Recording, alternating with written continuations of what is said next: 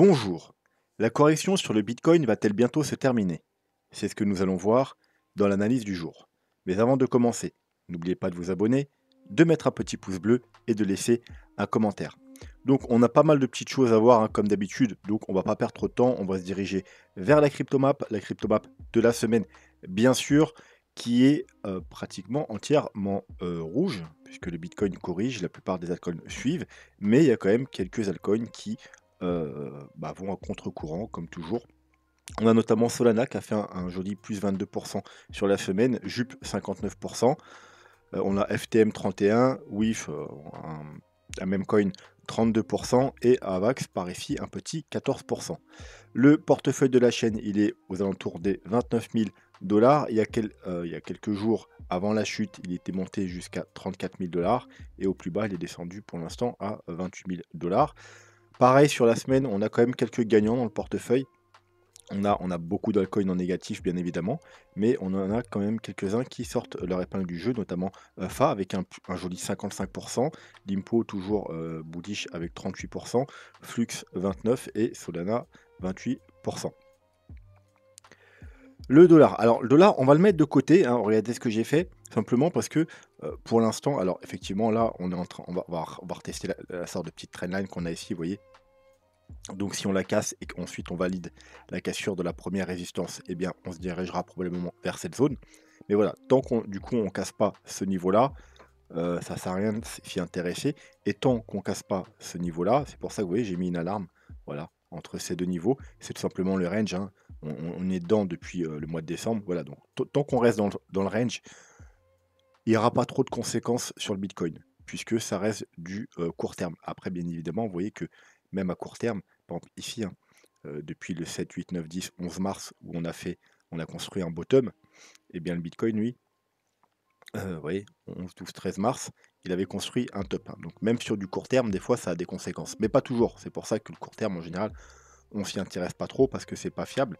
Mais le moyen long terme, par contre, voilà, le dollar et le Bitcoin, ils vont toujours à contresens. Donc, tant qu'il reste dans ce range, il n'y aura pas de grosses conséquences, voilà, sur le moyen long terme pour le Bitcoin, que ce soit à la baisse ou à la hausse. Et s'il range, le Bitcoin il peut très bien continuer à monter tranquillement tant que le dollar ne donne pas de gros signaux haussiers. Voilà, donc on a mis les alarmes et tant qu'il ne sort pas de ce range, eh bien on va plus s'en occuper, ça évitera de perdre notre temps en début de vidéo. Voilà, tant qu'il reste là-dedans, il n'aura pas trop de conséquences, du moins à moyen long terme sur le Bitcoin. Ensuite, Total Market Cap 3. Alors je rappelle au cas où s'il y a des nouveaux, le Total Market Cap 3, c'est l'ensemble des altcoins. Ça veut dire c'est toutes les cryptos, excepté, comme vous voulez, excluding BTC, en N, Ethereum. Donc voilà, l'Ethereum et le Bitcoin, ils sont pas là-dedans, donc ça représente les altcoins. Donc comme je vous avais dit dans les précédentes vidéos, il faut être prudent parce qu'on s'approche tout simplement de la zone de rechargement de short, et comme son nom l'indique, eh bien, il y a des shorts qui sont ouverts, il y a des prises de profit, etc. En général, il y a toujours des réactions dans cette zone. Donc, il n'y a rien d'anormal à ce qu'on corrige à l'approche de cette zone. Voilà. Donc, si on devait baisser plus bas, le niveau à surveiller, ce serait tout simplement celui-ci. Donc, c'est à peu près une dizaine de pourcentages en dessous du plus bas, tout simplement parce que c'est les anciens 0,382 hein, de la chute. Et également, vous voyez, c'est un niveau important ici, ici également et ici. Voilà, donc ce serait en dessous le plus bas qu'on a fait, je crois que c'est même pas 10%, c'est une petite dizaine de pourcentage. Ouais, non, même pas, c'est 6%. Donc, si on devait rechuter, voilà, on a un gros niveau, sachez qu'il y a un gros niveau de support, 6% en dessous du dernier plus bas. Ensuite, on va aller jeter un coup d'œil rapide à alors avant, 2 secondes, parce qu'on m'avait demandé, donc vu que je fais pas beaucoup d'alcool, on m'a demandé ordi. Donc ordi, alors je sais pas pourquoi vous me demandez si c'est pour prendre des profits ou pour rentrer. Alors, déjà, en général, quand on a un altcoin, vous savez que ordi, on l'a sur la chaîne, hein, mais nous, on l'a acheté ici, on l'a acheté à 3 $. Donc on est bien. Mais ceux qui veulent entrer, bah, c'est pas forcément. Je pense qu'il y a des altcoins qui sont plus intéressants qu'ordi, qui a déjà fait un fois je sais pas combien. On va plutôt mettre en pourcentage hein, depuis les plus bas. Enfin, voilà, il est monté jusqu'à 3000%. Donc il y a des altcoins peut-être plus intéressants. Après, bon, si vous intéresse, effectivement, on pourrait repartir sur une nouvelle jambe haussière et pourquoi pas refaire un x5, x10 derrière. Mais voilà, c'est toujours mieux d'investir sur des altcoins qui n'ont pas encore explosé. Quoi qu'il en soit, si vraiment il vous intéresse, effectivement, là, on a un canal haussier depuis le mois de décembre, donc ça fait plus de 2 mois, pratiquement 3 mois. Donc, bien entendu, là, si on casse à la baisse, on pourrait avoir une grosse chute et malheureusement, oui, il n'y a pas trop de support. Alors, en général, quand on a le bas du canal haussier, il peut faire support aux alentours des 40 là. Sinon, après, vous voyez, c'est retour, c'est ici le gros support, hein.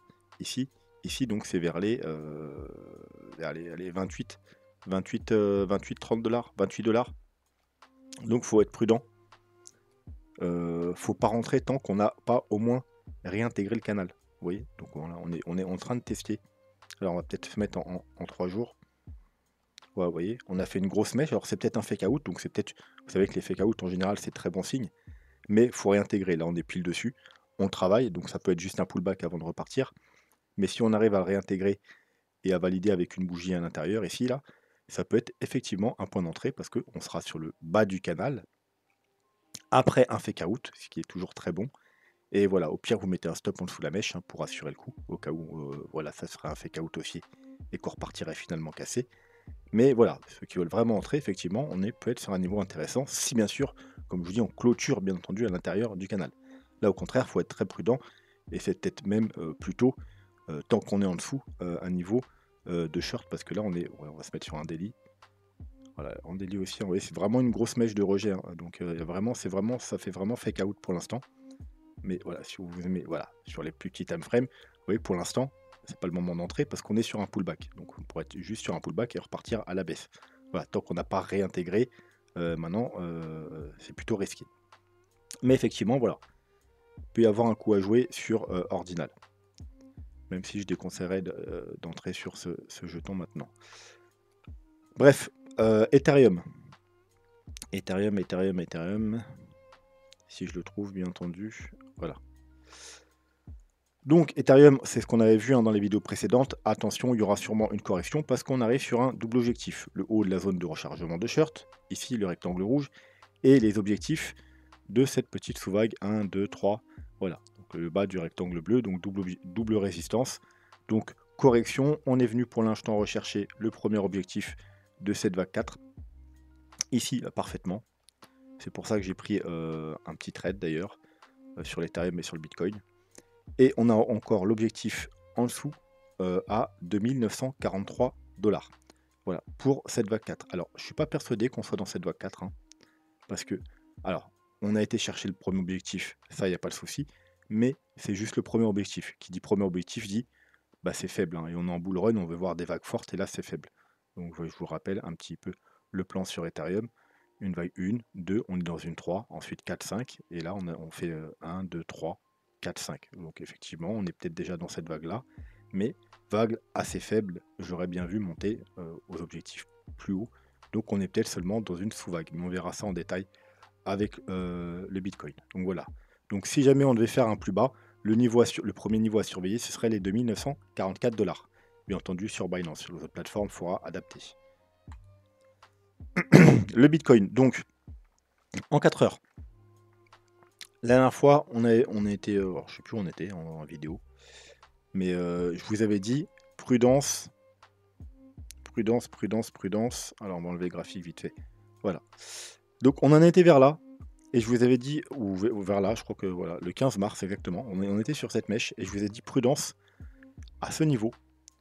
Ça va être très compliqué de passer, puisque on a avec Ishimoku, on a une triple résistance. Bon, avec le graphique, hein, on avait la trendline, mais voilà, c'était surtout sur Ishimoku qui nous intéressait. On avait une triple résistance, c'est-à-dire la Kijun, la Tenkan et le haut du nuage. Je vous ai dit, ça va être très compliqué de passer. Vous voyez qu'on a essayé, alors on est sur plusieurs bougies de 4 heures, mais on n'a pas réussi. On a été rejeté à chaque fois, et au final, voilà, on a été faire un plus bas, et puis après, encore un nouveau plus bas. Voilà, donc c'était pas le moment de faire les fous ici sur le rebond, c'était plutôt le moment d'ouvrir des shirts ou de prendre des profits si vous étiez rentré en trade plus bas.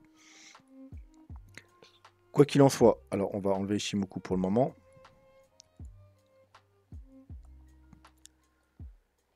Alors, on est venu donc du coup être rejeté sur le niveau que je vous avais donné. On est venu chercher un premier niveau de support ici, vers les 65 000 $. C'était le tout premier niveau à surveiller parce qu'on était déjà sur certains objectifs, sur certains supports, et notamment, hop, on va se mettre les moyennes mobiles en daily.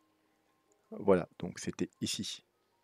On était sur support de la moyenne mobile 21 en daily. Donc c'est en général, comme je vous avais dit, c'est les moyennes mobiles qu'il faut regarder lors des corrections en bull run. On revient toujours chercher soit la 21, soit la 50, ou entre les deux, voilà, dans cette zone-là, entre la 21 et la 50. Donc c'est pour ça qu'il fallait commencer à surveiller à ce niveau-là et chercher des possibles entrées en trade, hein. Donc moi c'est ce que j'ai fait. Alors je vais remettre en daily, excusez-moi. C'est ce que j'avais fait. Donc j'étais rentré en trade aux 65 300 $, et aux 68 400 $, j'ai décidé de prendre des profits, tout simplement parce que je n'avais pas encore de signaux de fin de correction, et on arrivait, vous voyez, sur un niveau sur les 0,5, 0,618, et je voyais plutôt une correction qui allait se prolonger. Donc ouais, on arrivait sur la baie d'une correction, probablement en ABC ou quelque chose comme ça, ou en WXY. Donc c'est pour ça que j'ai conseillé de prendre des profits quand on arrive dans cette zone. Et, et voilà, bon, bah, c'est ce qui s'est passé. On est parti rechercher cette zone, et puis on a fait un nouveau mouvement baissier. Voilà, donc on était déjà sur un support, mais le support n'a pas tenu. Et je rappelle, en daily, juste en daily, le prochain niveau à surveiller si on devait valider la cassure, parce que pour l'instant, vous voyez qu'on n'a pas encore clôturé, hein, sur ce niveau en daily, et puis il faut encore une bougie de confirmation. Mais si on a les confirmations, le prochain niveau à surveiller, ce sera les 58 000. Alors là, je suis en moyenne mobile exponentielle, mais vous verrez que si je vais sur les moyennes mobiles classiques, le niveau, c'est 56 600. Donc il est pas loin. Donc ça fait 56 58 000 le niveau à surveiller. Parce que des fois, c'est les moyennes exponentielles qui tiennent, et des fois, c'est les moyennes classiques. Donc en général, je regarde les deux. Et voilà, les deux niveaux, là, ils sont très proches. On a hop. Alors, s'il veut bien. Voilà. Ah, d'ailleurs, c'est 56 000 aussi. Donc 56 000, et j'ai dit quoi? Hop. Et non, et 58, voilà. C'était bien 56, 58 le niveau. Donc c'est le niveau à surveiller si jamais on devait clôturer, voire confirmer en dessous de donc en dessous des 65 000 $. Pour l'instant, on essaye de réintégrer, mais vous voyez que voilà, on arrive justement sur le retest, hein. Si on arrive à repasser au-dessus, c'est plutôt bon signe. Si on est rejeté, eh bien voilà, le prochain niveau à surveiller, par rapport aux moyennes mobiles, bien entendu, c'est 56 58 000 $. Donc je vais revenir sur le graphique. Donc voilà, on avait une petite trendline, hein. On a cassé la trendline, j'avais donné également au cas où, parce que ceux qui n'étaient pas rentrés en trade sur les niveaux là, il pouvait y avoir une entrée en trade ici, puisque voilà, on cassait la trendline et ce premier niveau de résistance. Donc on est malheureusement, comme je vous ai dit ici, on a été rejeté. On est venu retester ce niveau, puis il n'a pas tenu. On est venu voilà, chercher le niveau suivant, c'est-à-dire un des premiers gros niveaux vraiment qui nous intéressait, c'est-à-dire les 62 000 $. Il y avait les 60-62 000 $. Il y avait énormément d'indicateurs qui nous donnaient cette zone de support. On l'a vu dans les 2 ou 3 vidéos précédentes. Il y avait également, vous voyez, c'était le niveau là, hein, de la consolidation qu'on a eu cette période à la fin février, ce triangle. Vous voyez, c'était entre les 60-62 000 $. Donc, gros niveau de support, que ce soit graphique, mais également au niveau des indicateurs, et également en target par rapport au Fibonacci. Mais ça, on le verra après avec le plan Elliott Wave. Donc, il y avait possibilité également de chercher une entrée ici. Donc, c'est pour ça que j'ai pris également une entrée ici sur l'Ethereum, puisqu'on est venu chercher sur l'Ethereum, comme je vous ai dit, également le niveau d'achat, et sur le Bitcoin, puisqu'on est également venu chercher les niveaux d'achat. Donc je suis rentré voilà, sur le bas en 63 000 $, et sur l'Ethereum aux 3200 $. Alors, j'ai pas pris de profit, hein, du tout, hein. Là, je prends pas de profit avant les objectifs, vu que là on est sur des gros niveaux d'achat de potentiel bottom. Donc, je vais pas prendre d'objectif avant un moment. Voilà. Alors après, pour l'instant, c'est juste un petit rebond.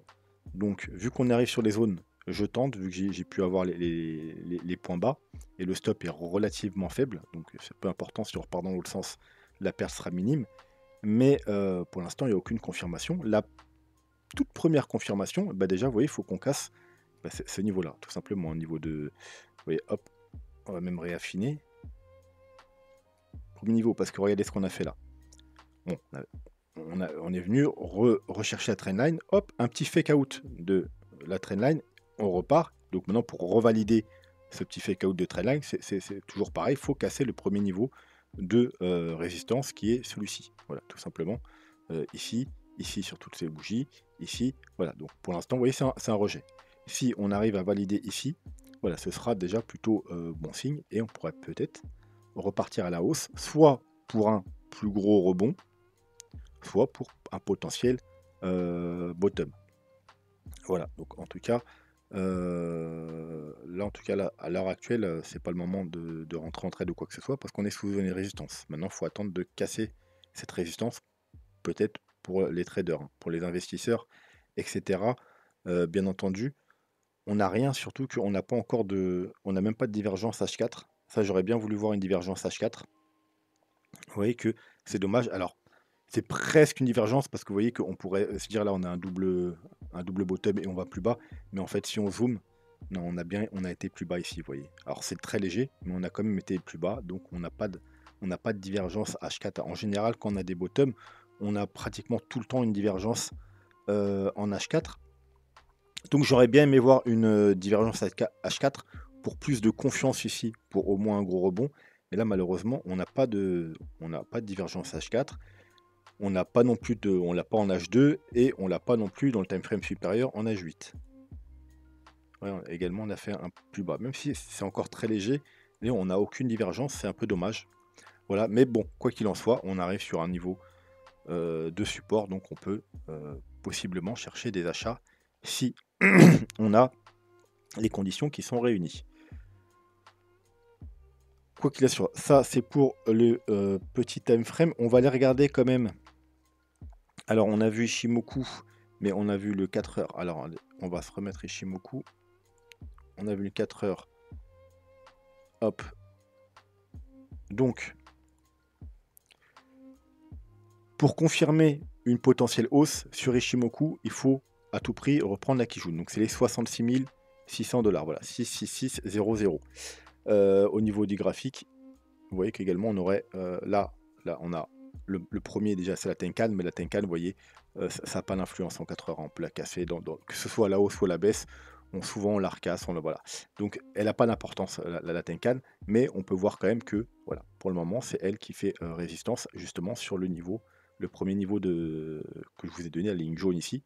Donc voilà, si on casse, mais voilà, le plus important c'est la Kijun. Si on récupère la Kijun, c'est plutôt bon signe en 4 heures parce qu'en général, alors je vais enlever le graphique, quand on récupère la Kijun en 4 heures, eh bien, ça nous donne, vous voyez, des belles hausses. Et puis quand on la casse, voilà, ça nous donne les tendances, on va dire 4 heures la Kijun, tout simplement. Quand on est au-dessus, on va en haut. Et puis voilà, on a des corrections, on repasse en dessous. Donc pour espérer une hausse, il faut d'abord une hausse 4 heures, si on veut une hausse daily ou une hausse weekly. Et pour ça, la première étape, c'est de récupérer la Kijun, donc les 66 600 $. En daily, alors on va essayer de récupérer un graphique voilà, lisible.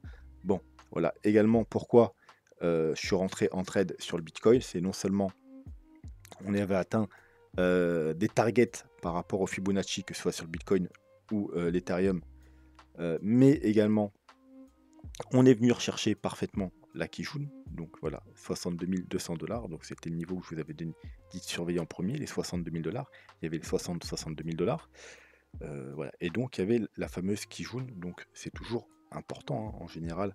Vous voyez que si on remonte dans les précédents bull run, alors je sais pas si je vais pouvoir, voilà.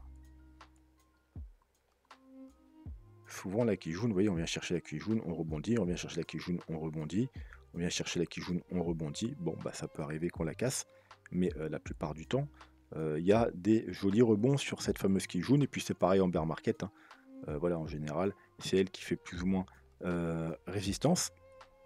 Donc c'est toujours intéressant de se placer sur des niveaux comme ça, si on en a l'occasion, bien entendu. Alors, ça tient pas toujours, vous voyez, par exemple là, ça tient pas, mais voilà, la majeure partie du temps, eh ben, en général, ça tient.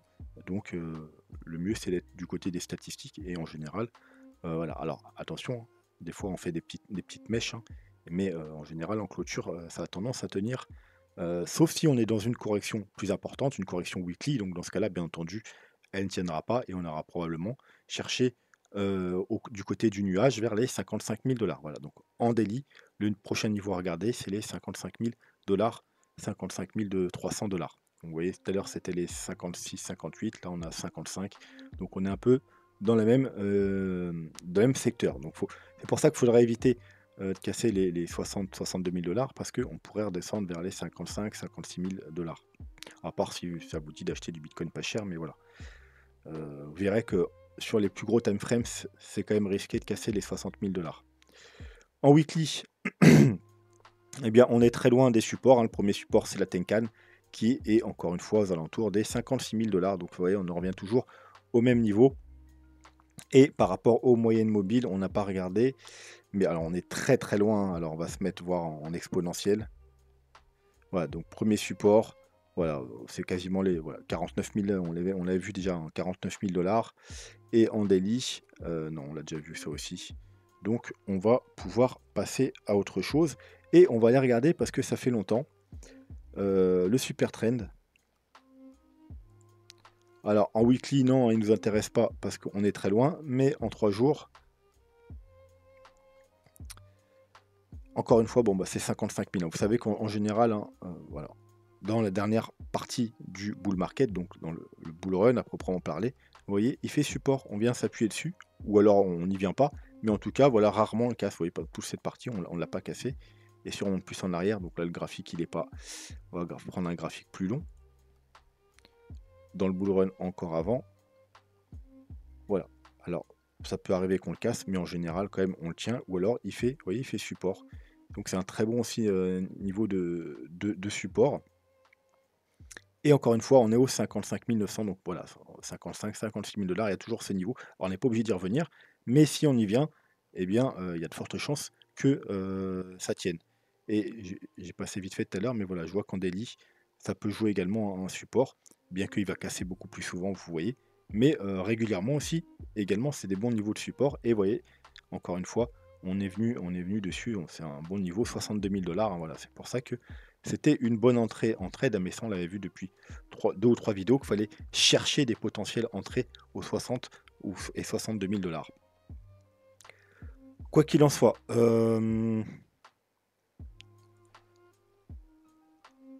long terme. Donc, le plus important quand on a des débuts de correction, c'est d'aller voir les niveaux long terme, parce que c'est eux qui vont être, bien entendu, les plus importants en cas de prolongation de correction. Donc, on est sur du mensuel. Voilà, c'est les niveaux les plus importants. On a la ligne orange là, c'est tout simplement le top du dernier bull run avec la mèche. Hein. Les clôtures, c'est ici, aux alentours des 60 000 $.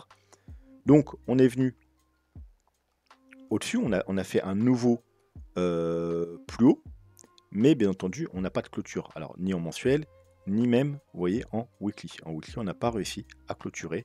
On a juste un rejet. Donc on a une bougie de rejet, c'est une bougie d'indécision. On peut les trouver en haut, en fin d'une tendance haussière, avec un retournement haussier. En général, c'est la bougie d'après qui décide. Vous voyez, parce que vu que c'est une bougie d'indécision, si après il y a une bougie verte, ben on peut continuer. S'il y a une bougie rouge, malheureusement, ça nous donne des risques. Attention, c'est des risques d'une continuation baissière. Je ne sais pas si on peut le trouver. On pourrait en trouver.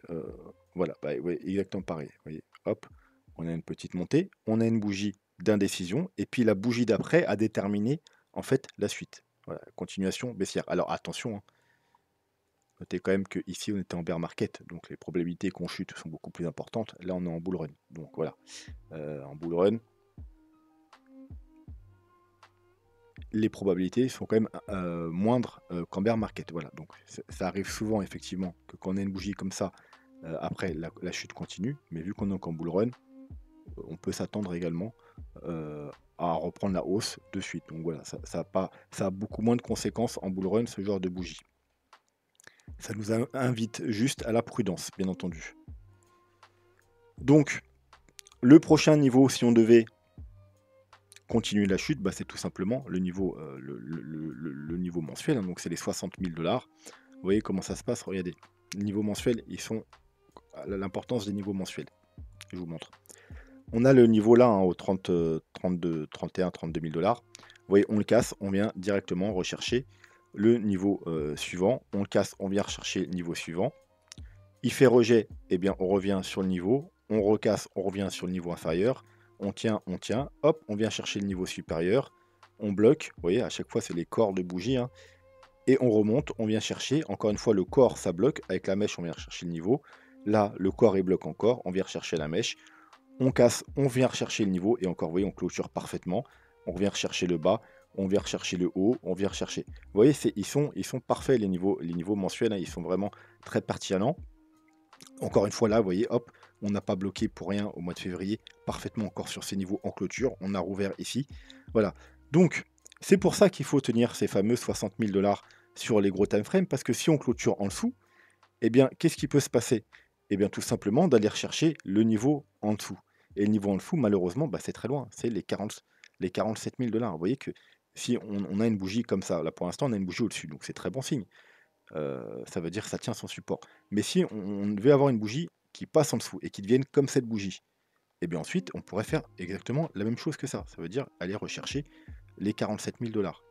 Et bon, bah, vaudrait mieux éviter, c'est un peu dangereux. Bon, après, si vous, ça vous plaît, vous pouvez acheter du Bitcoin pas cher, pourquoi pas. Moi, franchement, des corrections, oui, il en faut, parce que sinon, c'est pas sain. Mais j'ai vraiment pas besoin d'un Bitcoin qui est aux 47 000 $. Voilà, un peu trop risqué. Et puis de toute façon, j'ai déjà tous les bitcoins qu'il me faut pour le bull run. Donc il faut tenir ces 60 000 $. Et au contraire, si on veut eh bien, une nouvelle grosse vague haussière, il faut tout simplement clôturer au minimum, hein, en weekly, eh bien au-dessus de ces 68 000 $ et les valider en tant que support. Voilà, donc l'idéal, hein, ce serait de casser ce niveau, voire de faire un pullback. Après, je ne sais pas si il va vous donner cette belle opportunité, on va peut-être décoller directement. Et de le valider en tant que support et de repartir, ou de partir directement, hein. Moi, je pense plus que si on part, on va peut-être pas vous donner l'occasion de racheter du Bitcoin à ce prix-là. On ne vous l'a pas donné aux 20 000 $. Je pense pas qu'on vous la donnerait aux 69 000 $.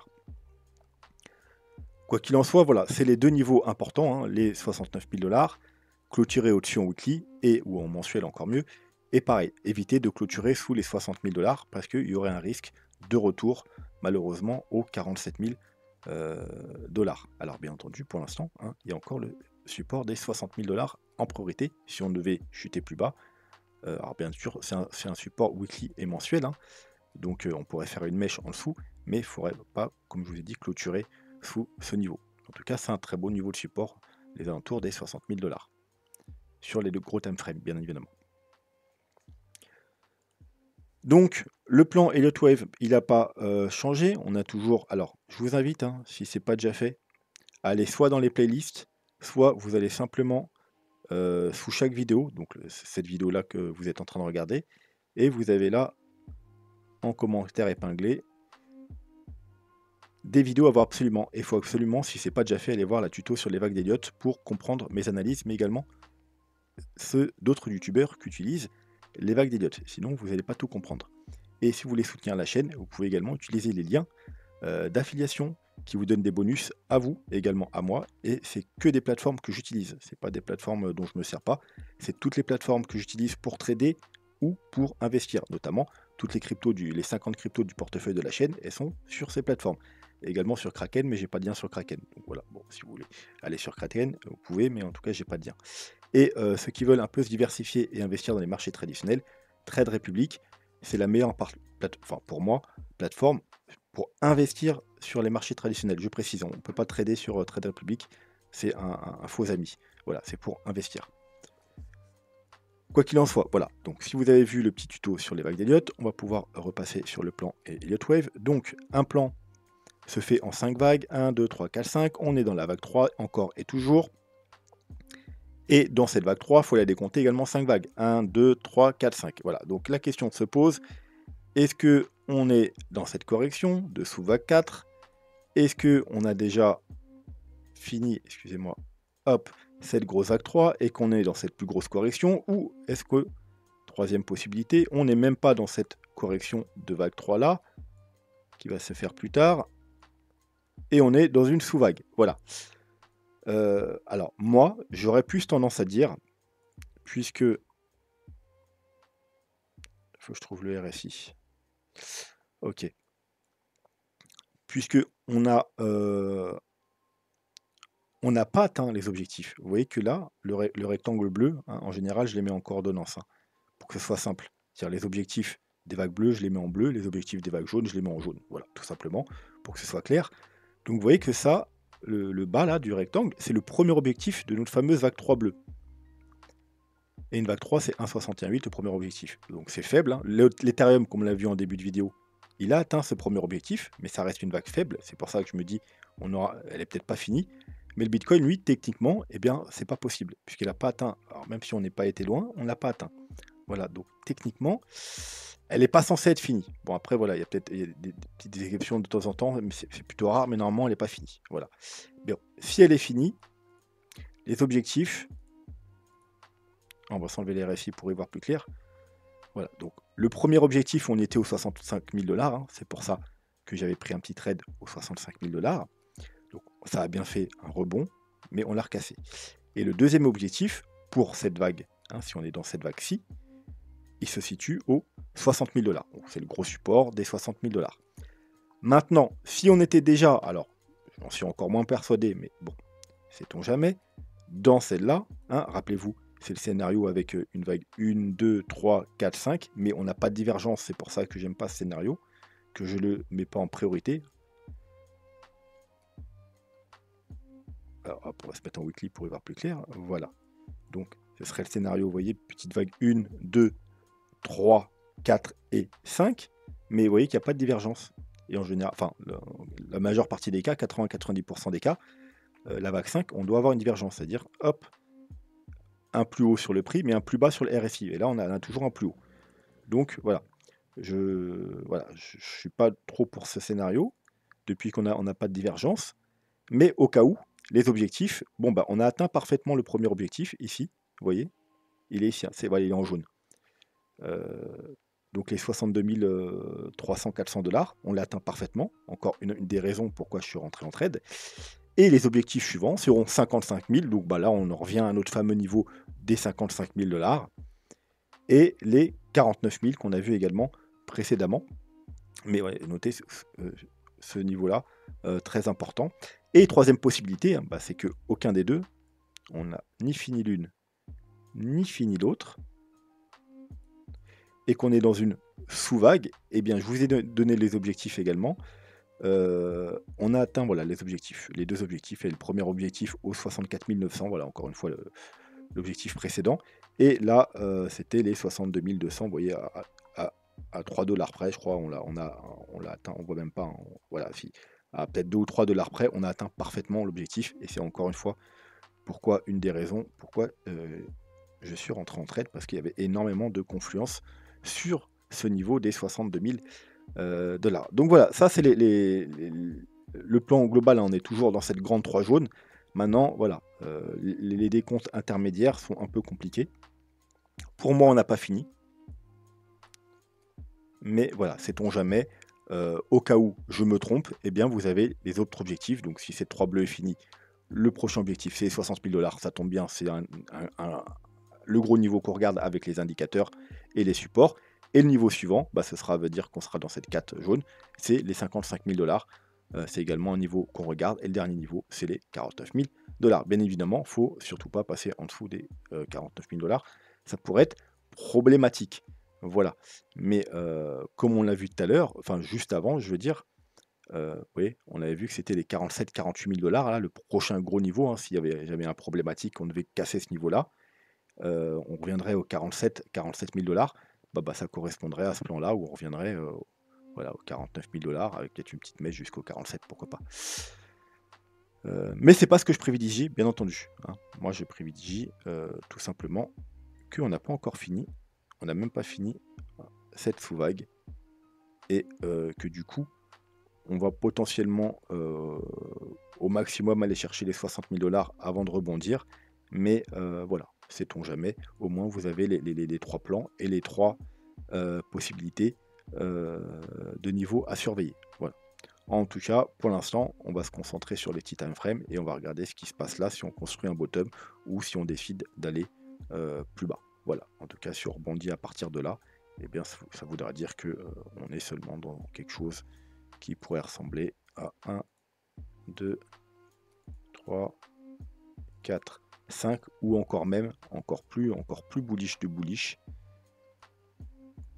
On serait dans une sous vague, c'est-à-dire que là, 1, 2, 3, 4, 5. Vous voyez ce que je veux dire ou pas?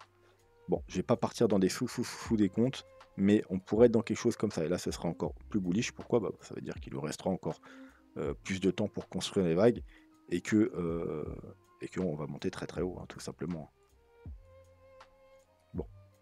Mais ça j'aime pas de partir sur des sous-décomptes comme ça, parce qu'après, ça me fait penser un peu à CMA à chaque fois qu'il s'enflamme et qui nous fait des décomptes qui n'en finissent plus, puis à chaque fois, ça se réalise jamais. Mais voilà, il faut savoir que c'est quand même une possibilité. Hop, voilà, voilà. C'est assez propre quand même. Donc voilà, c'est quand même une possibilité et on irait rechercher du coup, bah, sûrement des targets, voilà. Justement les targets qu'il faut, la prochaine target pour la vague bleue. Hein, première target, on l'a pas atteint, comme je vous dis tout à l'heure, c'est les 76 000 $. Et la target suivante, c'est les 100 000 $. En plus, ça parfait, on aurait une belle correction aux 100 000 $ de vague 4. Voilà, avant de repartir sur une vague 5. Et on aurait encore une dernière correction après. Une dernière possibilité. Mais voilà, c'est vraiment très bullish, hein, ce scénario. Il est vraiment... Pourquoi j'arrive pas à déplacer ce point? Bon, tant pis. Ce scénario est vraiment très bullish, hein. Ça nous emmènerait vraiment très haut. Il veut pas, vraiment, il veut pas. Voilà, je l'enlève, comme ça plus vite. En tout cas, le scénario serait extrêmement bullish. Voilà, donc on va pas partir dans un scénario trop bullish, mais voilà, on va surveiller, voir ce qui se passe déjà sur les plus petits time frames, et on en saura plus, bah, probablement là dans quelques jours. Voilà. Et on pourra mettre enfin un update sur ce scénario, voir dans quelle vague on est, que ça fait un moment que ça traîne, et j'aimerais bien, voilà, pour pouvoir faire des projections un peu sur plus long terme, et avoir des objectifs de fin de vague, et voire même de fin de bull run. Voilà, je pense qu'on va arrêter là pour aujourd'hui. N'hésitez pas si vous avez des questions en commentaire. Je ne sais pas quand c'est la prochaine vidéo, tout simplement parce que il me reste quelques jours là en Thaïlande, et ensuite je rentre. Donc je vais peut-être profiter des quelques jours qui me restent. Ensuite, il y aura l'avion de retour. Je vais arriver dans la famille, donc ça va peut-être un peu compliqué. Donc si je peux avant de partir, je vous ferai une vidéo. Sinon, bah, ce sera pas avant peut-être une petite semaine. Voilà. Donc ça dépendra également ce qui se passe, hein. Si ça bouge pas trop, du coup, voilà, je prendrai mon temps. S'il y a des gros mouvements, je ferai peut-être l'effort de faire au moins une petite vidéo update. Voilà, sur ce, je vous souhaite une bonne soirée et je vous dis à bientôt. Tchuss.